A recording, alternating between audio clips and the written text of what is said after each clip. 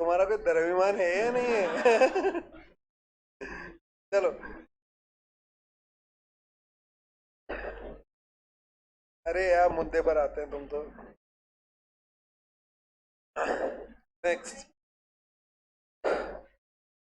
बेटा ये बोल रहा है बी, एक बार हम लोग क्वेश्चन को दोबारा, बातचीत नहीं, एक इंपॉर्टेंट क्वेश्चन है, मैंने आपको बताया था, दोबारा एक बार रिविजिट कर लेते हैं और उसके बाद जो फिर आगे का प्रोसेस है वो स्टार्ट करते हैं।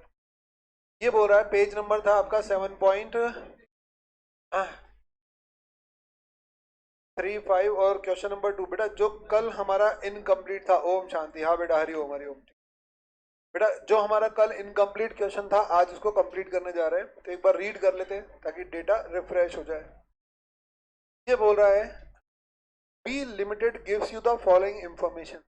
बेटा एग्जाम में मैंने कहा आपको 15 नंबर का आया हुआ है, तो इंपॉर्टेंट क्वेश्चन है, तो और उसका रीजन भी समझ में आ गया, कई चीजों की इसने क्या पका रखी है, खिचड़ी पका रखी है।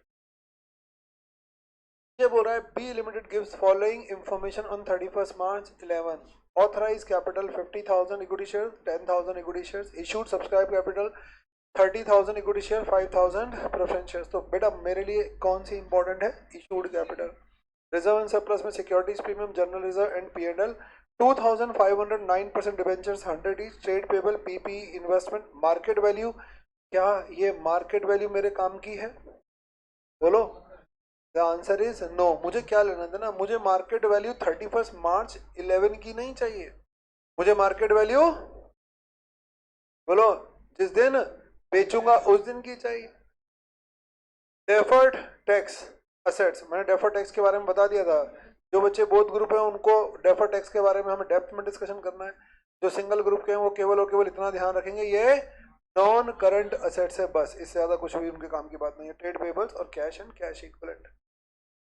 इन AGM held on June 2011 the company passed the following resolution। बेटा 1 जून में मीटिंग हुई कंपनी की, और मीटिंग में कंपनी ने कुल मिला के 4 फैसले लिए। पहला फैसला, वो अपने शेयर्स को स्प्लिट करेगी।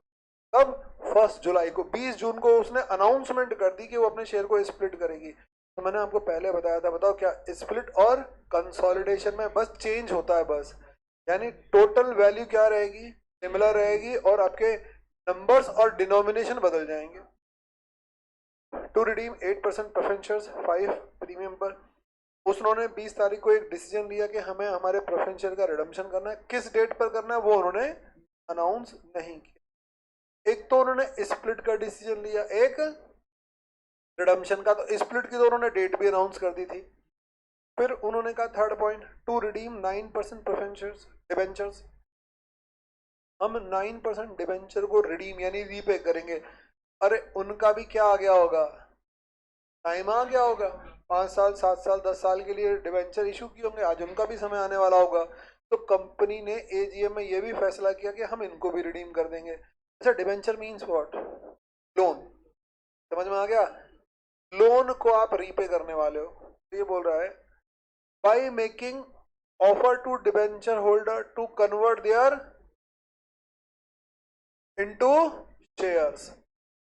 जब उनको रिडीम करेंगे तो उन्होंने क्या कहा, बाय मेकिंग ऑफर, यानी उनको क्या दोगे आप, एक ऑफर दोगे। इसका मतलब ये डायरेक्ट नहीं बोल रहा कि हम कैश में बदल देंगे। इन्होंने AGM में एक फैसला लिया, हम उनको रिडीम करेंगे by making offer to debenture holder to convert their holding into equity share. वो अपनी होल्डिंग को इक्विटी शेयर में बदलवा ले एट द रेट ऑफ ₹10 पर शेयर। ध्यान रखना, 10 रुपए पर शेयर से होल्डिंग बदली जाएगी। किस दिन अनाउंस किया, 20 जून को। और एक्सेप्ट कैश ऑन रिडम्पशन, या फिर वो कैश ले ले। बेटा कंपनी ने आज ही 2 डिसीजन लिए। एक, वो अपने शेयर को स्प्लिट करेगी 1 तारीख को, और दूसरा, ध्यान रखना, स्प्लिट के बाद शेयर कितने का हो जाएगा, ₹2 का हो जाएगा।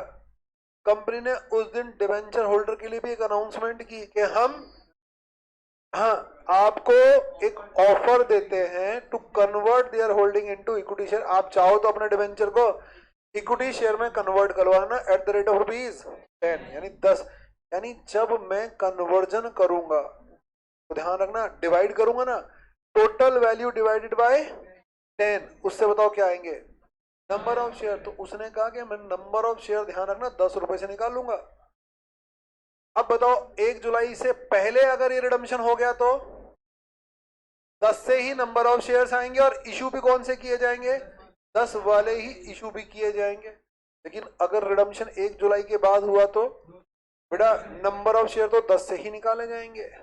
लेकिन इशू जब 10 का शेयर ही नहीं रहेगा तो मैं इशू कहां से कर दूंगा, तो मुझे इशू 2 रुपए वाले करने पड़ेंगे। बोलो बात समझ में आ रही है? अगर आपको ये बात जेन्युइन लगती है तो शेयर्स ले लेना, और नहीं समझ में आती तो कैश। थोपा नहीं जा रहा, आपको एक ऑप्शन दिया जा रहा है।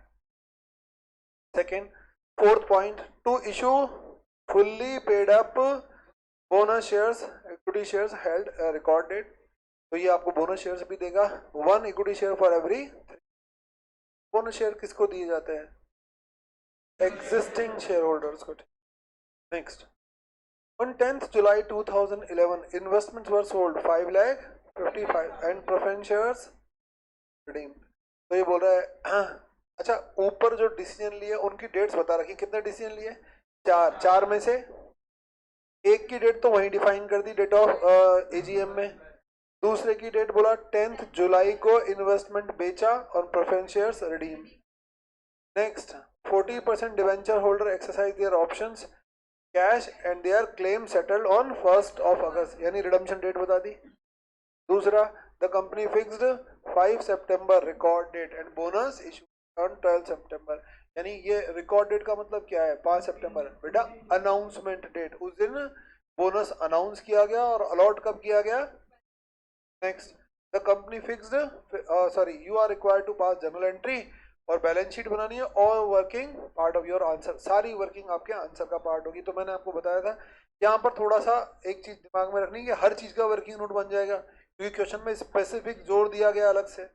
जल्दी से बोलो, पहला काम स्प्लिट कर दिया। तो स्प्लिट में मैंने आपको कहा था equity share to equity share होगा, टोटल वैल्यू 3 लाख रहेगी, बस मेरे शेयर की वैल्यू बदल जाएगी।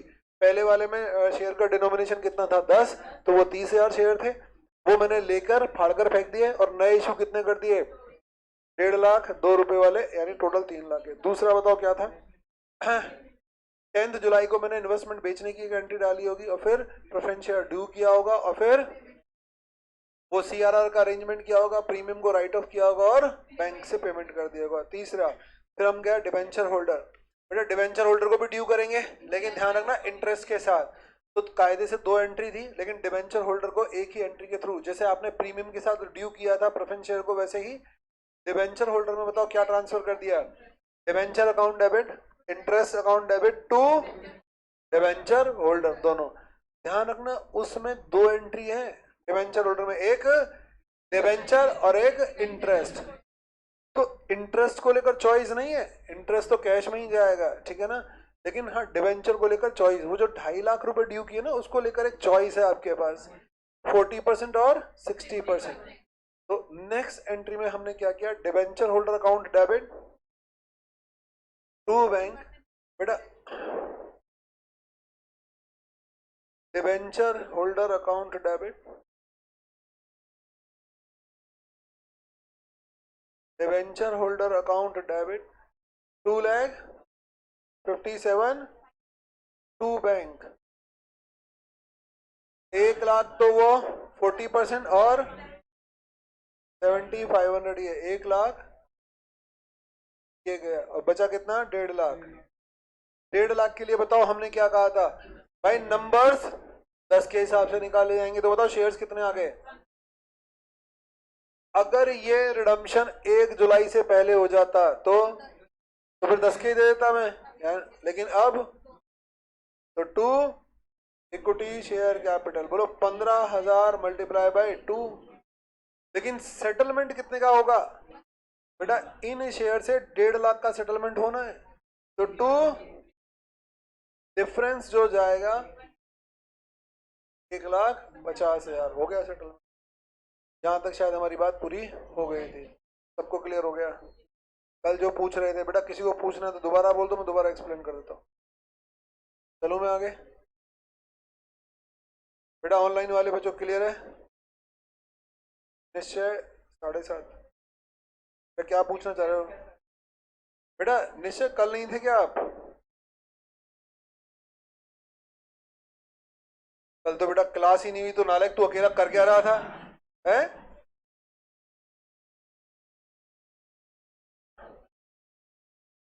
नहीं परसों। बेटा डिसाइड कर। मैं जब बोलूँ ना तो मेरे को जवाब सोच समझ के दिया करो, मैं औरों की तरह नहीं हूँ। आया? मुझे पहले ही पता था ये बोलेगा कल था। नेक्स्ट, मैं दोबारा बता देता हूँ। बेटा डिबेंचर्स बैलेंस शीट में जो डेटा दे रखा है आपका 31 मार्च 2011, बताओ कितने हैं डिबेंचर्स? बोलो डिबेंचर्स 2.5 लाख के 9%। बेटा बेटा निश्चय ये कब सेटल किए गए? 1 अगस्त 2011 को सेटल किए गए। तो बेटा यहां तक का जब आप डिबेंचर्स यहां ड्यू करोगे ना, तो मैंने बार बार कहा 2 एंट्री होंगी। एक 9% debenture account debit to debenture holder, कितने रुपए? 2.5 लाख रुपए। बेटा खाली यही नहीं दिया जाएगा, यहां तक का 4 महीने का, कितने, 3 महीने का,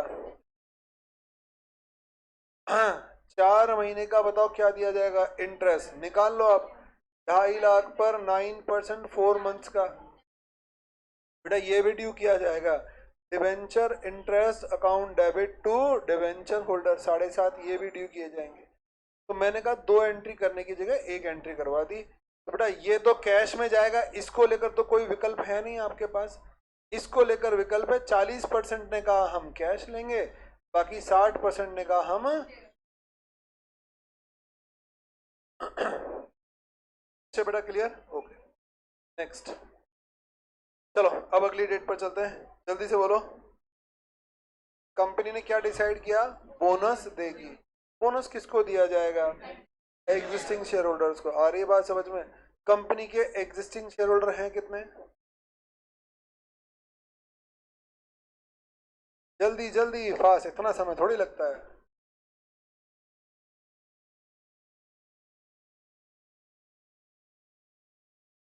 कंपनी के कितने शेयर हैं एट प्रेजेंट? 2.5 लाख, समझ में आ गया? अरे बेटा 1,65,000 हैं, 2.5 लाख कहां से आ गए? अरे जनरल एंट्री करके बैठे हो एक बार 1.5 लाख, और अभी 15,000 इशू किए, कमाल की बात कर रहे हो। 2.5 लाख कहां से निकाल दिए बेटा? मैंने बार बार आपसे कहा, मुझे बेटा आज भी मैंने बोला था मुझे ऑथराइज से कोई लेना देना है नहीं। और दूसरी सबसे बड़ी बात, बेटा जब मेरे पास ओल्ड वर्किंग है, और बताओ मैं बार बार आपको बोलता हूं उसमें क्या चेंज, एंट्री के थ्रू आप चेंज लाए हो, आप इन चेंजेस को कंसिडर करोगे तब जाके कोई डिसीजन लोगे। समझ में आ रहा है? आप लोग यहाँ के 30,000 शेयर को बताओ क्या कर चुके?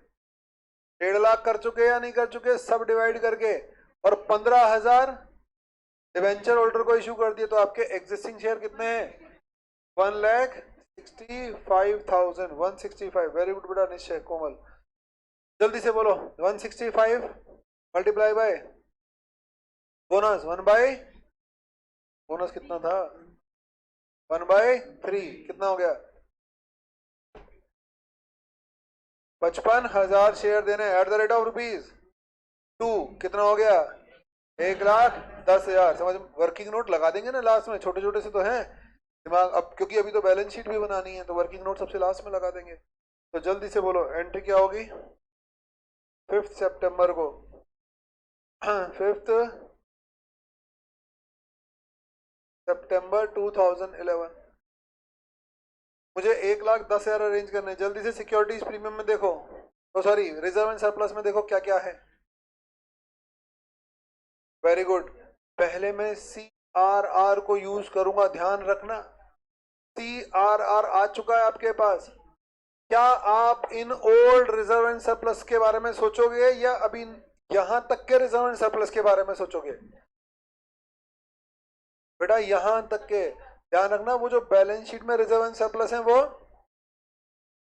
31 मार्च तक के हैं, और मुझे रिजर्व एंड सरप्लस कौन से चाहिए, 5 सितंबर तक के, और 5 सितंबर से पहले क्या आ चुका है, CRR आ चुका है। आधी दुनिया को तो पता ही नहीं CRR है कहां पर। CRR कितने का है, CRR 5 लाख का आ गया।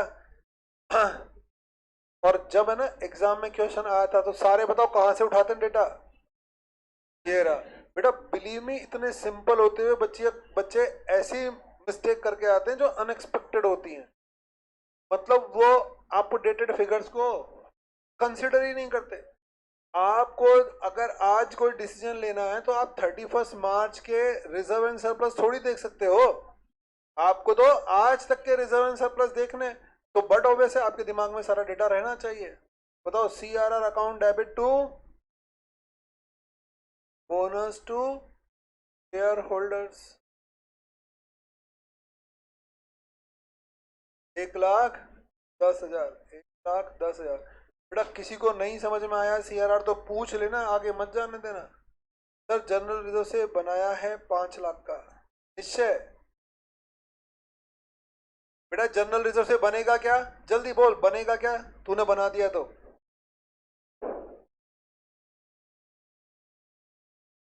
नहीं आ गई ना बात समझ में बेटा। ये बताओ, कंपनियों को आप CEO और कंपनियों को ऐसे ऊट पटांग राय दोगे तो कंपनियां क्या करेंगी, निकाल देंगी आपको। पाउंड रिजर्व है आपके पास और आप किसको यूज कर रहे हो, फ्री रिजर्व को। मान लो आपके पास 1 लाख का जनरल रिजर्व था, आपने यूज कर लिया, कल को कंपनी को किसी और काम में पैसे की जरूरत पड़ी तो CRR का पैसा ले पाओगे क्या, उसको तो हाथ ही नहीं लगा पाओगे, तो बेवकूफी नहीं हो गई क्या आपसे।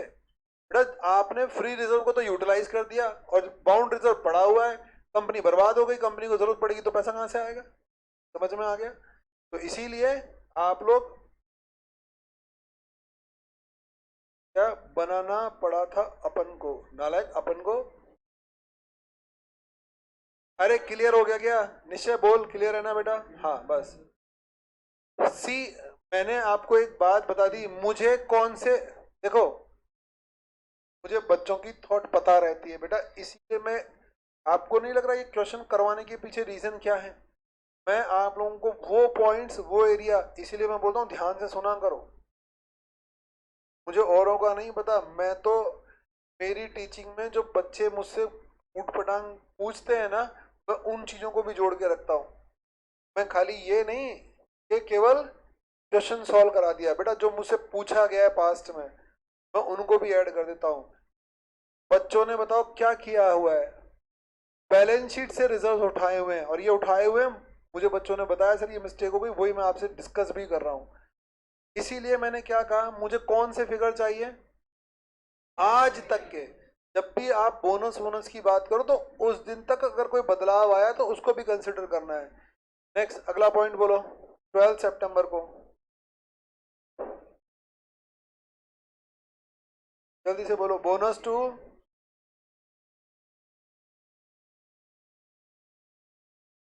इक्विटी शेयर कैपिटल हो गया 1 लाख, सॉरी 1,10,000।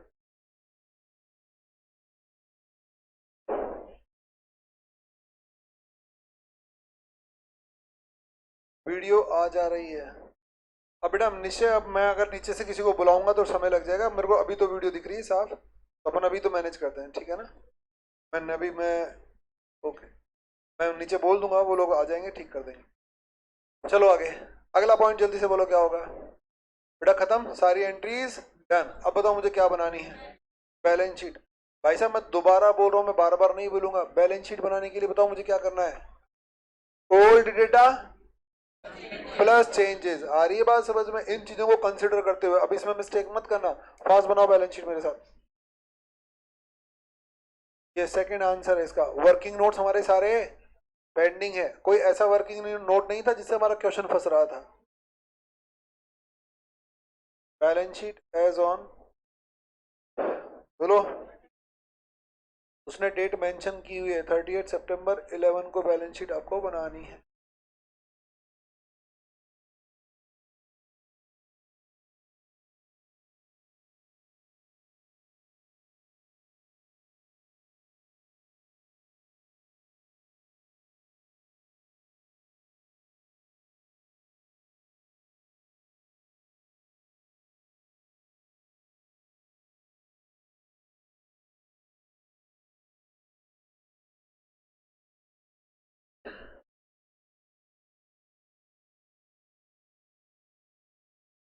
बेटा सफिशिएंट मार्जिन छोड़ देना आप, लगभग एक पेज या हाफ पेज, जितना भी अब तक बैलेंस शीट बना चुके आप कई, तो आपको आइडिया होगा कि कितना मार्जिन आपको चाहिए। तो अकॉर्डिंगली आप मार्जिन ड्रॉप करेंगे और उसके बाद हम लोग काम करेंगे। तो मुझे लगता है इसमें आपकी जो है हाफ पेज में आ जानी चाहिए बैलेंस शीट, ऐसा कोई इशू इसमें है नहीं। फटाफट ऑथराइज शेयर कैपिटल इसमें दे रखी है, तो बेटा हम लोग भी मेंशन करेंगे। आगे मत चले जाना आप लोग, मुझे बताते चलो, मैं लिखता चल रहा हूँ और आप लोग जल्दी से बताओ। Authorise share capital, authorised share capital, जल्दी से बोलो। 50,000 equity shares.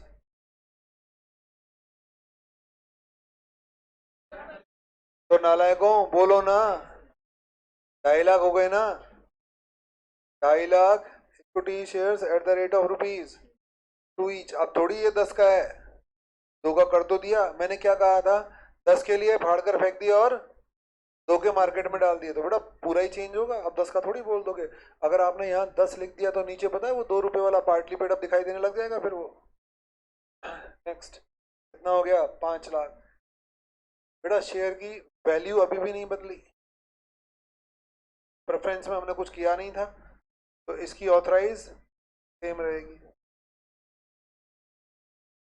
Preference shares capital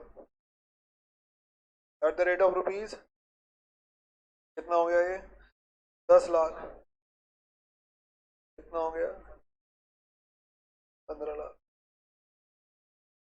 ये टोटल का पार्ट नहीं होगा, ये आ गया। सर प्रेफरेंस शेयर तो रिडीम कर दिया। बेटा रिडीम्शन की कौन बात कर रहा है, हम तो ऑथराइज की बात कर रहे हैं। हम ऑथराइज तो है ना इतने शेयर इशू करने के लिए। अब वो समझ में आ रही है बात।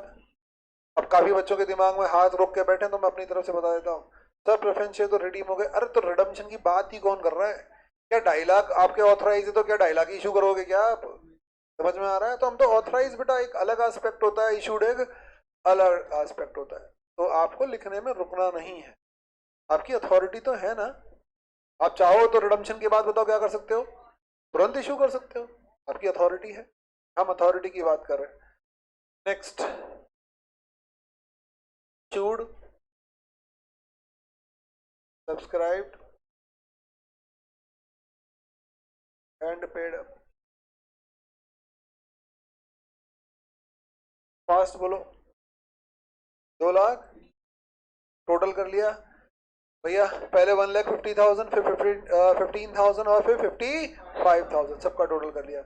2,20,000 equity shares at the rate of rupees 2 each, तो ये कितना हो जाएगा, 4,40,000। बेटा टोटल का पार्ट ये ऑथराइज कैपिटल नहीं होती। मुझे बताओ क्या कुछ और भी लिखना है क्या, जल्दी से बोलो। हाँ बेटा मैंने एक बात बताई थी, अगर आप, बाकी आपकी चॉइस है, अगर आप लिखना चाहो तो डैश डैश डैश शेयर बोलो इशूड अदर देन कैश। याद आ रहा है, बोनस के चैप्टर में बताया था मैंने आपको, आपकी बुक कभी मेंशन करती है और कभी नहीं करती, बाकी वो आपको चॉइस है। मैंने आपको कहा था आपको मेंशन कर देना चाहिए, भूल जाओ तो ऐसा कोई प्रॉब्लम है नहीं। बताओ अदर देन कैश कितने इशू किए थे, जल्दी से बताना। एक तो 15,000 इशू किए थे कन्वर्जन पर, उसमें कौन सा कैश आया था, डिवेंचर ही तो को कन्वर्ट किया था। और दूसरा 55, तो कितने हो गए, 70,000। 70,000 share issued other than cash. और मैंने कहा ना भूल गए तो एक काटा पीटी मत करना, भूल गए तो भूल गए। लेकिन हाँ ठीक है, हमें अपनी इंटेलिजेंस शो करने में कोई बुराई भी नहीं, क्योंकि इसका मार्क्स तो है नहीं, लेकिन लिखना जरूरी होना चाहिए। अब बताओ, हमें पता है भाई इसकी रिटर्न अलग से फाइल की जाती है आरओसी के पास, कि इतने शेयर के बदले में कैश नहीं आया हुआ है। चलो, तो ये हमारा 4,40,000 एक पॉइंट कवर हो गया। सेकंड पॉइंट बोलो फटाफट बच्चों, reserves and surplus number 2।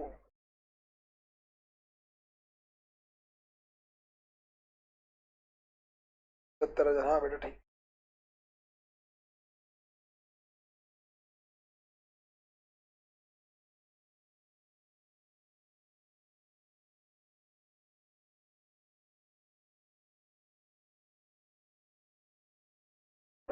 Number 2।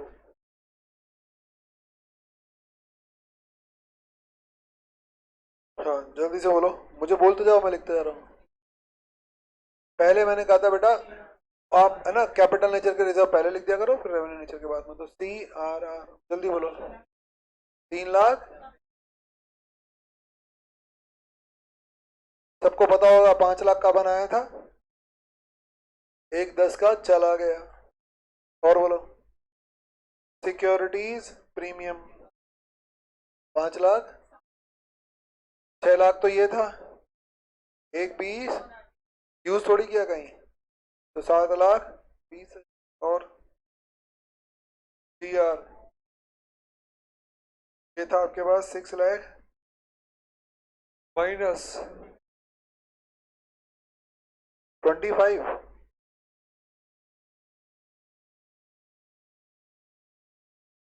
5 lakh 25 हजार। बस कितना हो गया? 1 लाख 25। ओल्ड डेटा उठाना है और न्यू का इम्पैक्ट लगाना है। P and L, P and L बेटा था हमारे पास 40 है। जल्दी से बोलो कितना। और बोलो। 7,500। अरे बेटा एक एंट्री करना तो आप भूल ही गए। कौन सी? वो debenture interest P and L में ट्रांसफर करने की। आगे एक एंट्री रह गई हमारी, debenture interest P and L में उधर लिख दो एक एंट्री ऊपर, बैलेंस शीट के ऊपर साइड में कहीं लिख दो, P and L account debit to. ये 30 सितंबर को बना रहे हैं तो फिगर अपडेट तो करना पड़ेगा। हालांकि पी एंड एल में फिगर बताओ कब जाता? 31 मार्च को जाता, साल के एंड में। लेकिन बताओ इसने क्या बनवाई है आपसे 30 सितंबर को? Balance sheet. तो बेटा बैलेंस शीट में फिगर्स अपडेटेड चाहिए ही चाहिए, तो मुझे फिर ये एंट्री यहीं करनी पड़ेगी 30 सितंबर को। To debenture interest 7,500 7,500। ये एक एंट्री रह गई थी बेटा, ऑनलाइन वाले बच्चों आप भी रिकॉर्ड कर देना, ये एंट्री यहाँ पर इम्पैक्ट शो करेगी अपना। बोलो कितना हो गया? 97,500। और इसका टोटल लगा दो 390, 13,32,000। ये बच्चों इसका टोटल आ गया 13,32,500। ये बेटा इसका टोटल आया। हाँ बेटा लिख ली, वेरी गुड बेटा नीचे।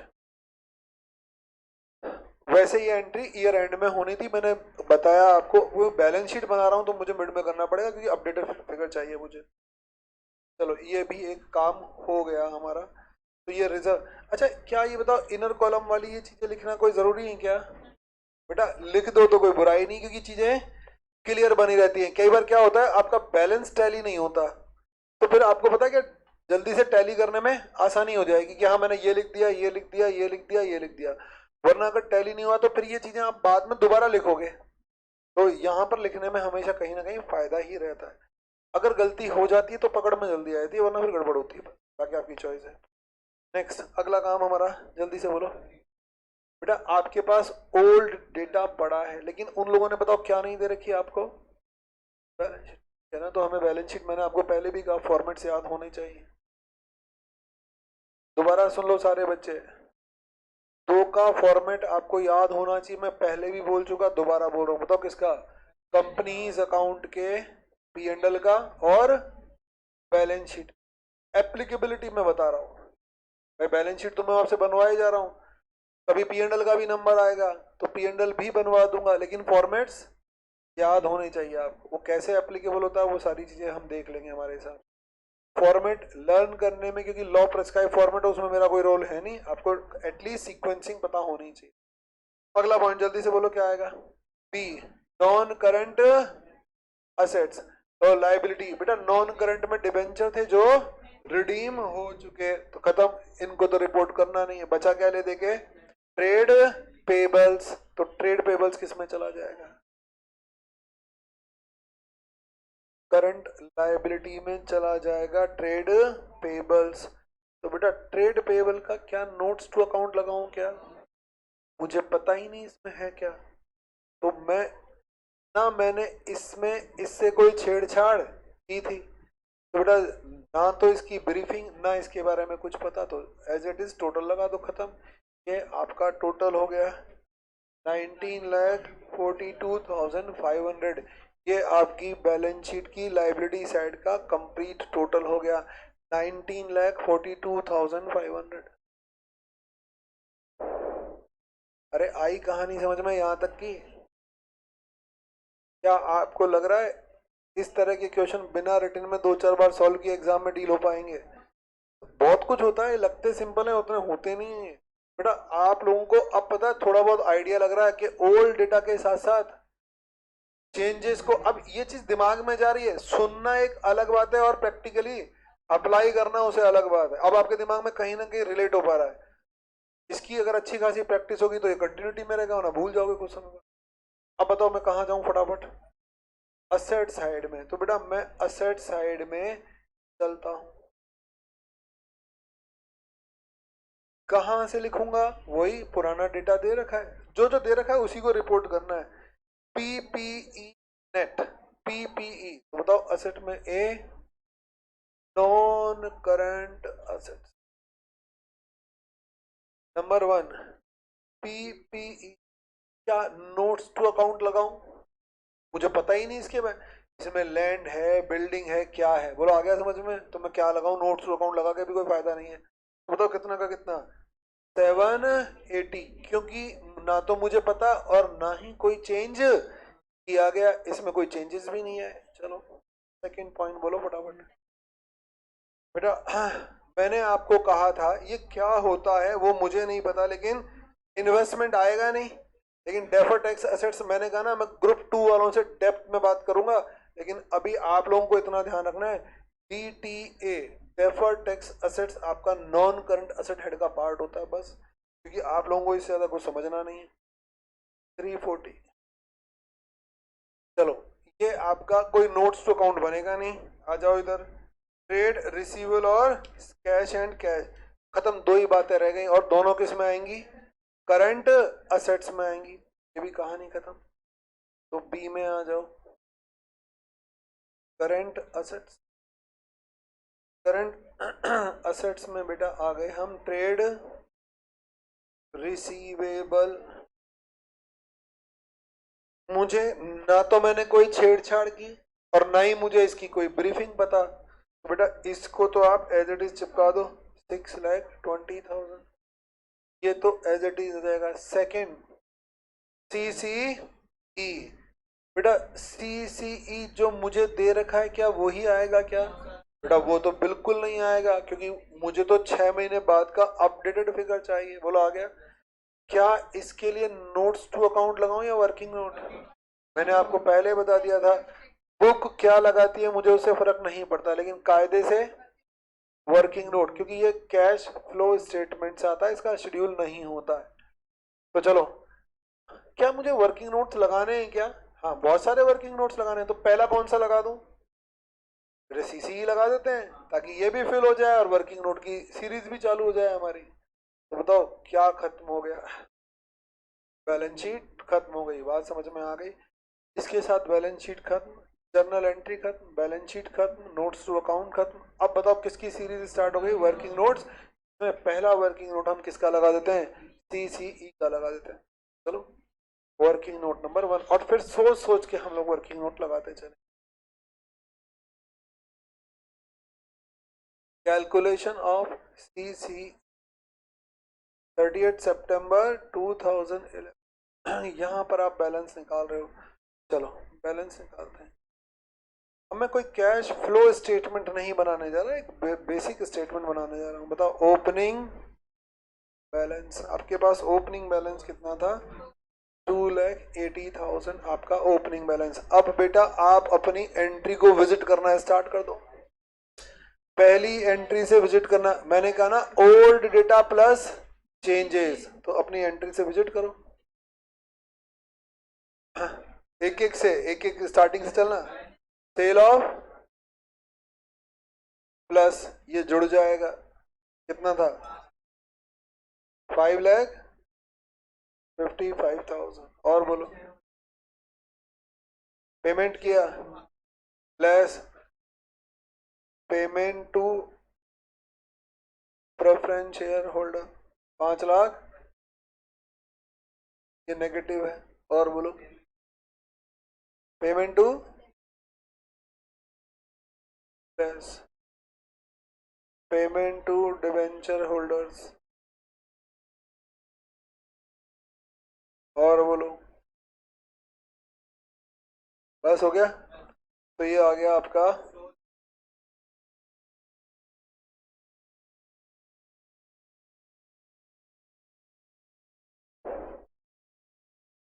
आ गई बात समझ में। तो हमारा एक वर्किंग नोट हो गया, और अब बैलेंस शीट जो खाली पड़ी है फिल कर दो उसे। और बेटा उसका टोटलिंग कर दो, जो बैलेंस शीट खाली पड़ी है उसको फिल करके उसकी टोटलिंग कर दो।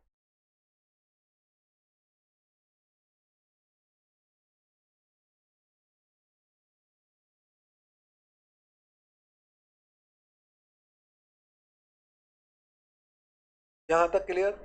अब सोच लो कौन कौन से वर्किंग नोट हमारे पेंडिंग है, और एक एक करके लगाते जाओ। अब बेटा बीच में से आओगे तो फिर वही चीजें गड़बड़ होगी, समझ में आ रहा है? तो हम स्टार्टिंग से देखते चलते हैं। पहला डिसीजन क्या था? स्प्लिट, उसका तो कोई वर्किंग नोट है नहीं। दूसरा बोलो, प्रेफरेंस शेयर रिडीम किए, बोलो आ गया समझ में? तो बताओ मुझे क्या लगा देना चाहिए? Working note. बेटा मैंने क्या कहा, फालतू के वर्किंग नोट बनाने पड़ेंगे यहाँ पर। क्यों? क्वेश्चन ने मेंशन किया है। मैंने आपको कहा था ये मेंशन करने की जरूरत थी नहीं, क्योंकि पेपर के टॉप पर लिखा होता है। लेकिन अगर किसी क्वेश्चन में मेंशन कर दिया जाए तो फालतू के वर्किंग नोट जो नजर आए लगा देना, कि उसमें एक्स्ट्रा वर्किंग नोट लगते ही लगते हैं। तो बताओ मुझे क्या करना चाहिए? मैंने उनको कितना दिया, बोलो कितना दिया? 5,25,000 ये तय किया था ना। तो बताओ मुझे यहाँ पर रिडीमेबल वैल्यू, कैलकुलेशन ऑफ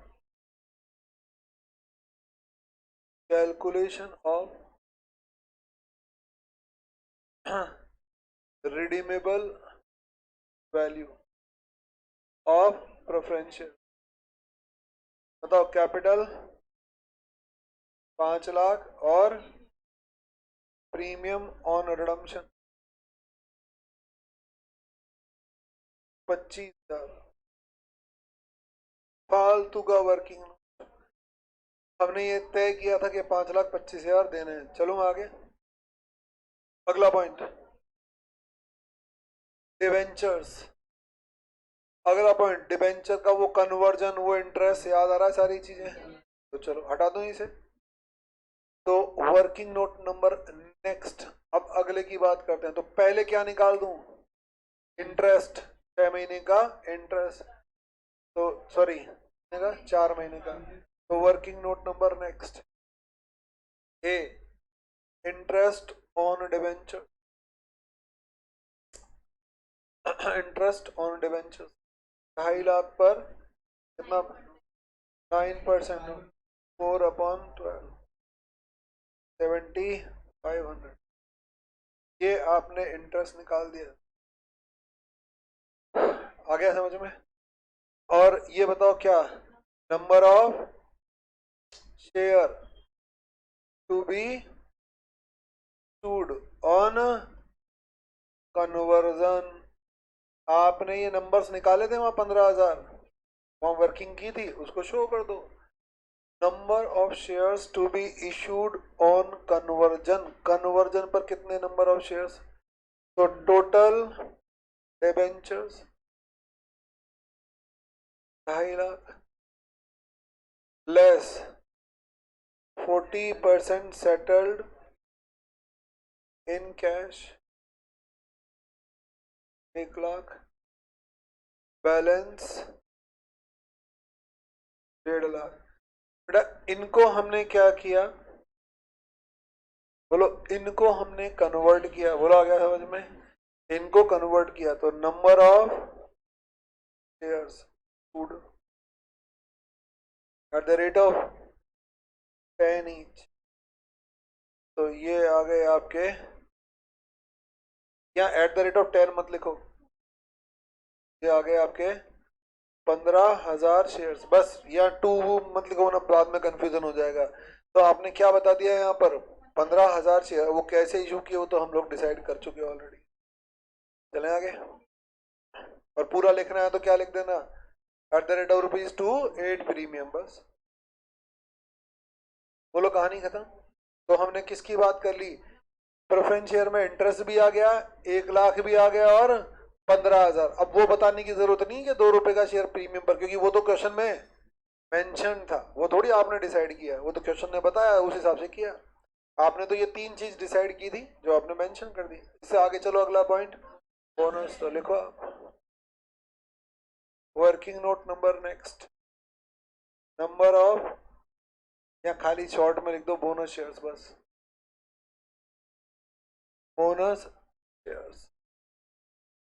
तो सबसे पहले बताओ मुझे क्या देखना होगा, एग्जिस्टिंग शेयर्स, क्योंकि सीधे सीधे नहीं थे वो एग्जिस्टिंग शेयर्स। तो बताओ शेयर ऑलरेडी एग्जिस्ट, तो बताओ ओपनिंग बैलेंस 1,50,000 शेयर्स, ठीक है ना, आफ्टर स्प्लिट, क्योंकि ओपनिंग बैलेंस कुछ और था, ये मैंने स्प्लिट के बाद का कर दिया, प्लस बोलो इशूड ऑन, बोलो कन्वर्जन 15,000 शेयर। बेटा लैंग्वेज अगर थोड़ी बहुत अपने हिसाब से घुमा फिरा दो तो कोई फर्क पड़ता नहीं है, लॉ प्रिस्क्राइब लैंग्वेज नहीं है ये कोई। तो ये हो गए आपके एग्जिस्टिंग शेयर्स 1,65,000। ये सारी चीज हम ऑलरेडी डिसाइड करके बस एक लैंग्वेज में बाउंड कर रहे हैं ना, बस। तो ये बताओ बोनस शेयर इशूड किसको इशू किए जाते हैं, एग्जिस्टिंग शेयर होल्डर को, किस में, गिवन प्रपोर्शन में 55,000, 55,000 शेयर। बोलो आगे कहानी समझ में। और इसके बाद एक बताओ किसका वर्किंग नोट बनाया था, कैश का, तो वो तो हमने शुरुआत ही वहीं से की थी। तो ये आपके सारे काम हो गए। क्या क्वेश्चन आ गया समझ में बेटा? अब आप देख लो, क्वेश्चन बनता भी है इतने मार्क्स का, क्योंकि काफी कुछ इसमें लिखना है, तो आपको इसकी प्रैक्टिस भी करनी है। चलो बेटा, अभी हमारे पास कितने मिनट हैं बेटा? 10 मिनट है। क्वेश्चन नंबर 3 मुझे लगता है ये नेक्स्ट 9 मिनट में हो जाना चाहिए। क्वेश्चन नंबर 3 केवल और केवल क्या करनी है इसमें, journal entries without narration, journal entries without narration. बोलो आ गया समझ में? मुझे लगता है 9 मिनट के अंदर ये हो जाना चाहिए। जल्दी से करके दिखाओ बेटा 9 मिनट के अंदर। ये मान के चलो क्लास टेस्ट है आपका बेटा, ये है ट्रिनिटी लिमिटेड कोई बेटा, ये मान के चलो टेस्ट है, और केवल जर्नल एंट्री करनी है, और मैं बोल रहा हूँ नरेशन नहीं लिखने आपको। तो प्लीज प्रॉपरली इन्वॉल्व, ये नहीं कि सर 9 मिनट पहले छोड़ दो, बेटा बिल्कुल नहीं। आप लोग केवल जर्नल एंट्री लिखनी है। क्वेश्चन एक बार रीड करो। अरे यार लाइन पहले मत खींचा करो, मैंने क्या कहा, क्वेश्चन में एक्शन तब होना चाहिए जब वो पूरा रीड हो जाए बेटा, उससे पहले आप एक्शन नहीं लोगे बिल्कुल भी।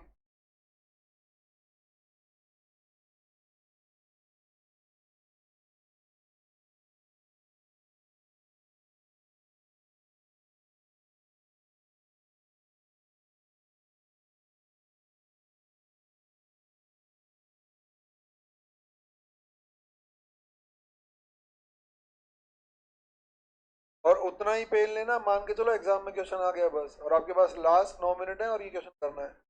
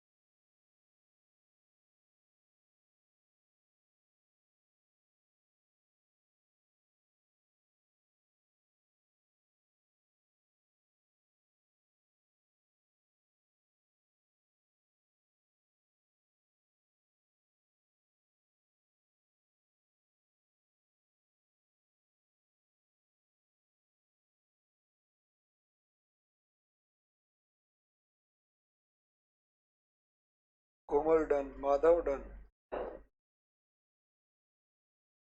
आगे नालायक सारे बैठे हैं। तो लग रहा है 2 मिनट बाद खुद ही चला जाएगा ये। टेंशन लेने की जरूरत ही नहीं, ये लो हो गया। तेरी आवाज से ही नहीं लग रहा हो गया।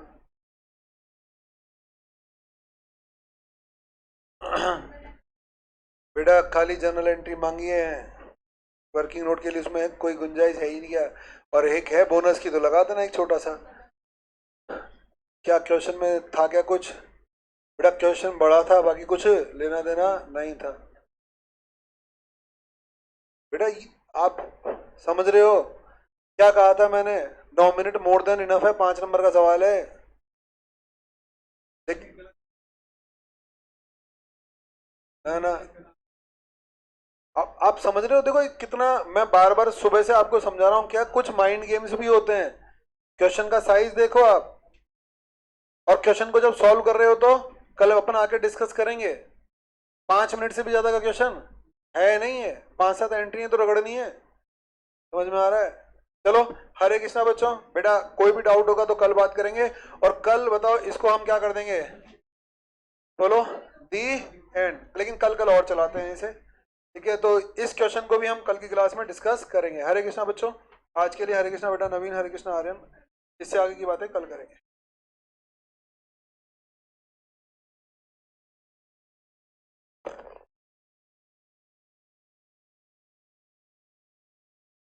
एक बात है ना, शायद पता,